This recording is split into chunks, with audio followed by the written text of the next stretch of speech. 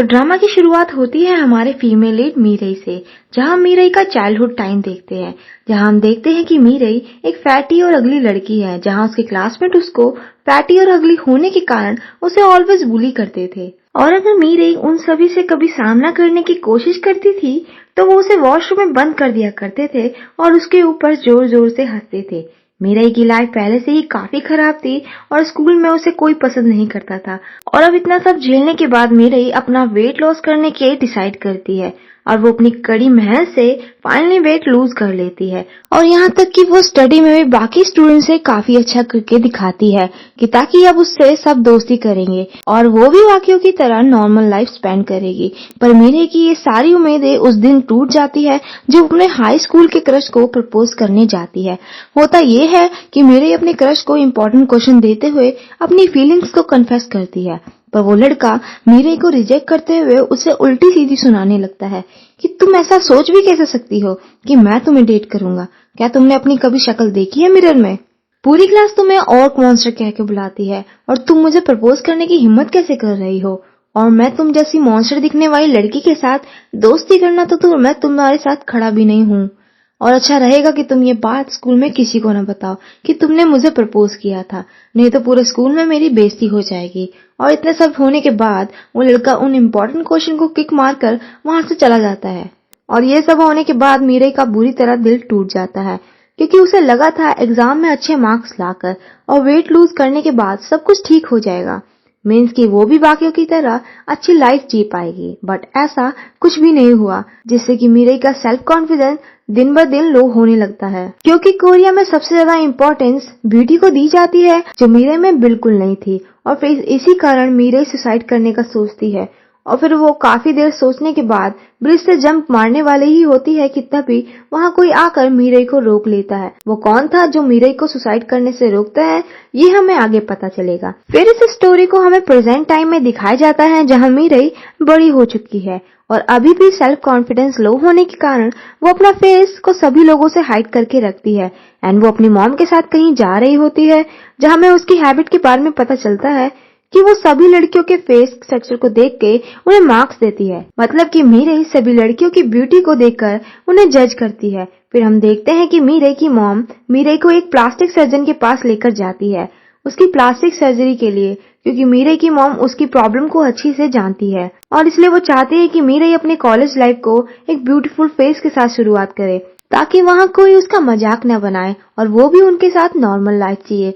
और फिर स्टार्ट होती है मीरई की plastic surgery. Plastic surgery Korea में नॉर्मल है, बट मीरई जो करवा रही है वो पूरे फेस की प्लास्टिक सर्जरी है, जिसके बाद वो टोटली चेंज हो जाएगी और यही चीज आगे जाके उसके लिए बहुत सारी प्रॉब्लम्स क्रिएट करने वाली है, क्योंकि वो सबसे अपनी इस प्लास्टिक सर्जरी को हाइड रखने वाली है।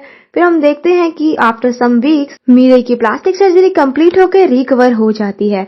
यहाँ मीरई की मॉम उसको समझाती है कि कल के बाद उसकी लाइफ चेंज होने वाली है, क्योंकि वो भी बाकियों की तरह नॉर्मल लाइफ जी पाएगी। नेक्स्ट डे मीरई एक परफ्यूम स्टोर पे जाती है, क्योंकि उसे परफ्यूम्स बचपन से ही बहुत ज्यादा पसंद थे। एंड देन फाइनली हमें यहाँ मीरई का फेस दिखाया जाता है, जो प्लास्टिक सर्जरी की वजह से टोटली चेंज और एक्सट्रीमली ब्यूटीफुल हो चुका होता है। तो उसको कॉन्फिडेंस भी आ जाता है और वो अपने हैबिट के चलते अपने फेस को देखकर मार्क्स देती है। वही मीरई की डैड को मीरई की प्लास्टिक सर्जरी के बारे में कुछ भी नहीं पता होता।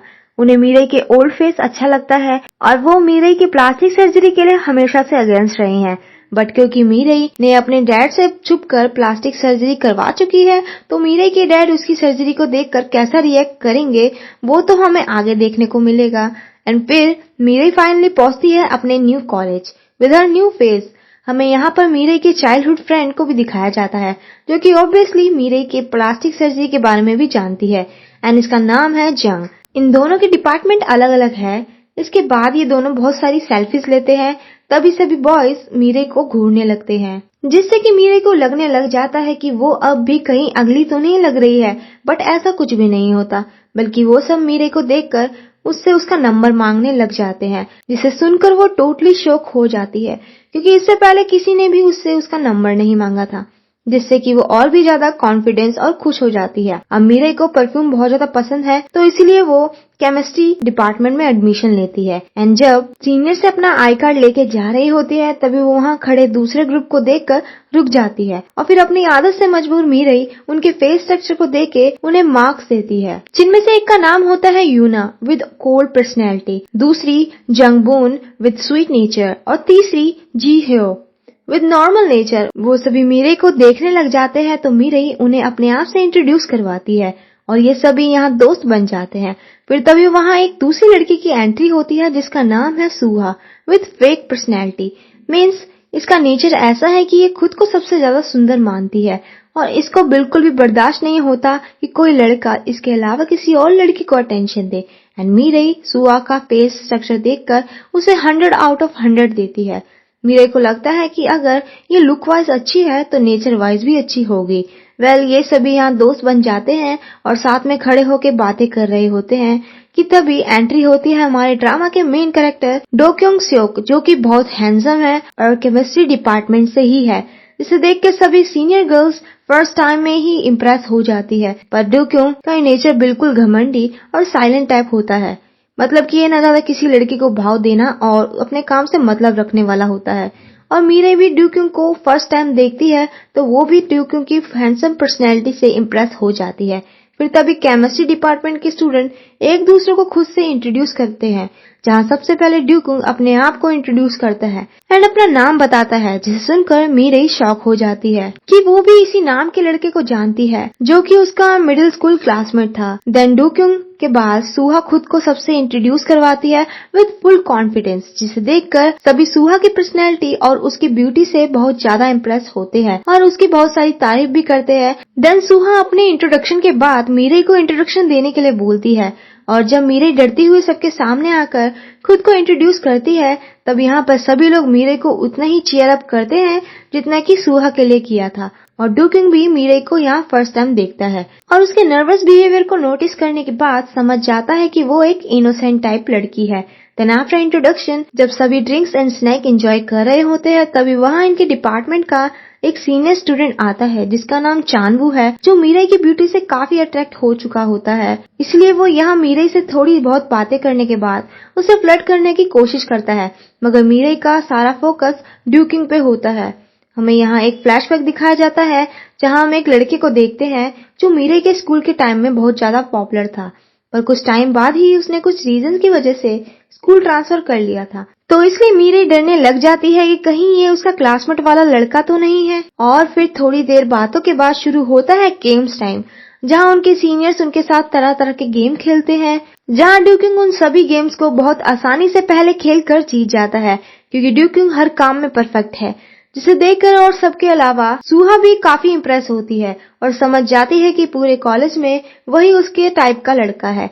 इसलिए जब गर्ल्स कंपटीशन होता है तो सुहा सिंगिंग करते हुए डो क्योंग के अटेंशन पाने की कोशिश करती है, पर जब दूसरी टीम की साइड से मीरई डांसिंग करने के लिए आती है तो काफी नर्वस होने के बाद एक जोरदार डांस परफॉर्मेंस देती है, जिसे देखकर सभी मीरई की वीडियो बनाने लगते हैं।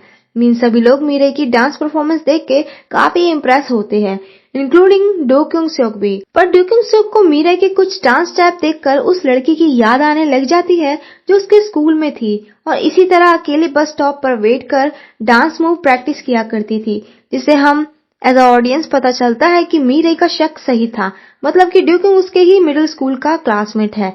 और मीरई की तरह डो क्योंग सियोक को भी इस बात के कंफर्म नहीं होता कि मीरई वही लड़की है या नहीं।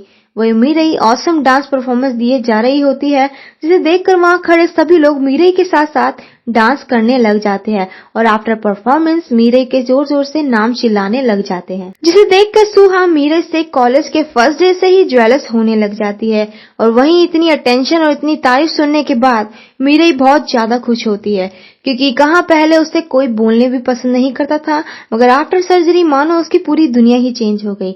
एंड फिर सभी मीरई की जीत को सेलिब्रेट करते हैं, जहाँ फिर मीरई का सीनियर चानवू उससे फिर से फ्लर्ट करने की कोशिश करता है और उसे साथ में लव शॉट लेने के लिए बोलता है। मीरई एम्बैरस होके वहाँ से बाहर चली जाती है और बाहर खुली हवा में आकर चैन की सांस लेती है कि तभी उसके पास उसकी मॉम का कॉल आता है, जिसे देखकर वो रोने लग जाती है। तो मीरई की मॉम उससे पूछती है क्या वो ठीक है, मतलब कहीं अब भी उसे लोग परेशान तो नहीं कर रहे। फिर मीरई अपनी मॉम को बताती है कि वो बहुत ज्यादा खुश है कि उसने कभी सोचा भी नहीं था कि लोग उसे इतना ज्यादा पसंद करेंगे। जिसे सुनकर मीरे की मॉम फाइनली चैन की सांस लेती है और अपनी बेटी के लिए काफी खुश होती है। और वही अंदर कुछ लड़कियां डो क्योंग सुक से नॉन स्टॉप फ्लर्ट कर रही होती है और वो उसे तरह तरह के क्वेश्चंस भी पूछ रही होती है ताकि वो उनसे बात करे। पर डो क्योंग कहाँ इन लड़कियों को भाव देने वाला होता है, इसलिए वो उन सभी का अच्छे से मुंह बंद करके वहां से बाहर चला जाता है। पर जैसे ही डो क्योंग रूम से बाहर आता है, वहां बाहर पहले से ही सूहा उसका वेट कर रही होती है। पर डो क्योंग सुक उसे इग्नोर कर जाने लगता है तो सूहा डो क्योंग सुक को रोक के कहती है कि आज उसे उसके दोस्तों ने काफी ज्यादा ड्रिंक्स पिला दी है, जिसके कारण उसे सही से चला भी नहीं जा रहा। तो क्या वो उसे उसके रूम तक छोड़ के आ सकता है? जिसे सुनकर डो क्योंग खुद से सूहा की मदद करने के बजाय वहां खड़े सभी लड़कों को बुला के सूहा से अपना पीछा छुड़वा देता है। और जब जैसे ही डो क्योंग सुक बाहर आ रहा होता है तो मीरे उसे देखकर वहां से चली जाती है और दूसरी साइड बैठकर अपने फ्रेंड से ऑनलाइन चैटिंग कर रही होती है कि तभी मीरे के पास उसके डैड की वीडियो कॉल आती है, जिससे मीरे पहले तो काफी शॉक होती है बट फिर वो अपने डैड से बात करने की हिम्मत करती है।